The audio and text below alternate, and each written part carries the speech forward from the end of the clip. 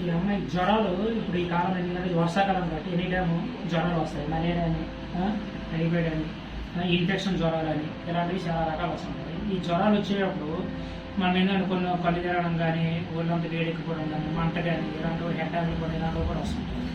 ఈ లక్షణాలు ఉండేవారు ఎక్కువగా మీరు వాడవలసింది ఏంటంటే శొంఠి, మిరియాలు, వాము ఇవి మరగబెట్టేసి తులసాకు కంపల్సరీ వేసి బాగా మరగబెట్టి డికాషన్ కానీ తాగితే ఈ టైఫాయిడ్ జ్వరం కానీ ఇలాంటిది వస్తుంది. ఒకటి రెండోది అంటే రోజు విడిచి రోజు జ్వరాలు ఉంటాయి కదా. ఈ యాపాకు పట్టికలో మన కుట్ల మీద ఎక్కడైనా పట్టిక దొరికింది.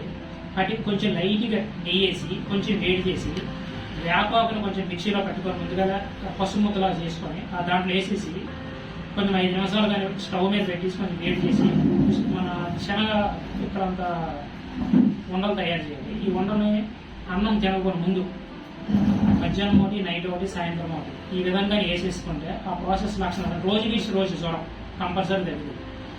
అదొకటి యాప చెక్క కానీ బాగా మరగబెట్టి 2 గ్లాసుల వాటర్ వేసి 1 గ్లాస్ వాటర్ అయిన వరకు మరగబెట్టి నైట్ పూట 1 గ్లాస్ తాగి దుప్పటి తప్పుకొని పడుకుంటే రోజు వీసి లక్షణాలు మాత్రం జ్వరం లక్షణాలు మాత్రం ఇమీడియట్లీ మలేరియా ఉంటుంది. కానీ ఏ డెంగీ జ్వరాలు ఎలాంటి దోమ కొట్టిన వల్ల కానీ లేకపోతే ఫుడ్ ప్రాబ్లం వల్ల జ్వరాలు వచ్చినా సరే 100% అది డెవలప్ అవుతుంది.